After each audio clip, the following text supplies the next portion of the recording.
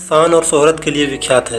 भारत को अंग्रेजी हुकूमत मिलने के बाद तत्कालीन प्रधानमंत्री जवाहरलाल नेहरू द्वारा इसी लाल किले से राष्ट्रीय ध्वज तिरंगा को फहराया गया था।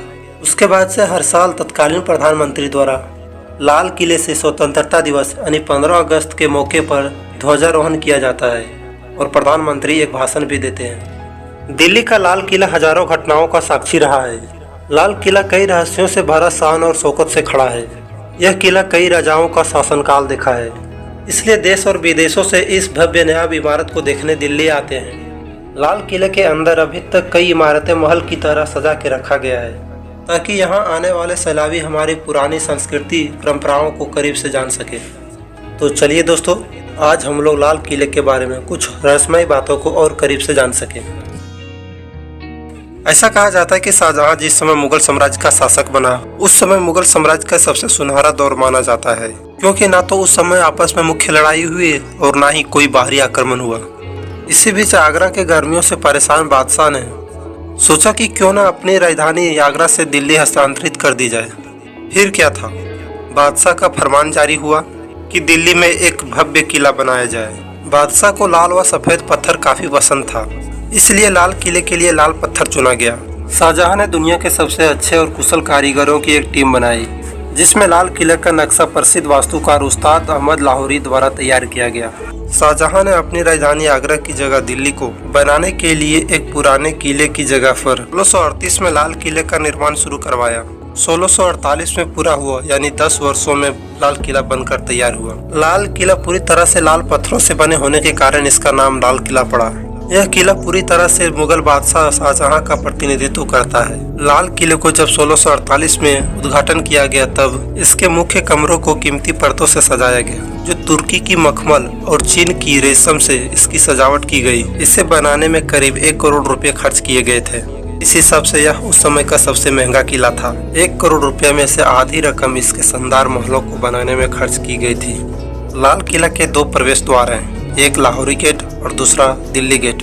लाहौर गेट का नाम लाहौर की ओर होने के कारण पड़ा और दिल्ली गेट का नाम दिल्ली की ओर होने के कारण पड़ा। लाहौर गेट आम सैलानियों के लिए है और दिल्ली गेट वीआईपीज़ के लिए। लाल किला ताजमहल की तरह यमुना नदी के किनारे पर बना है, जो अष्टकोणीय आकार में बना हुआ है। शाहजहां मुगल साम्राज्य के 5वें बादशाह के रूप में 1627 ईस्वी में अपना राजभार संभाला। शाहजहां को बड़े बड़े इमारतें बनवाने का बहुत शौक था, इसलिए अपने शासनकाल में कई बड़े बड़े और सुंदर महल का निर्माण करवाया था। शाहजहां के शासनकाल को मुगल साम्राज्य का स्वर्ण युग माना जाता है, इसलिए बादशाह शाहजहां को स्थापत्य कला का प्रेमी माना जाता है। शाहजहां द्वारा दिल्ली राजधानी लाने के उपरांत दिल्ली का एक नया नाम शाहजहानाबाद दिया और लाल किला को किला-ए मुबारक की उपाधि दी। शाहजहां ने भव्य इमारतों के साथ साथ एक भव्य सिंहासन भी बनवाया था, जिसका नाम तख्ते ताउस था। इस सिंहासन को आगरा से दिल्ली लाया गया था। तख्ते ताउस का अपने आप में भी एक अनोखा इतिहास रहा।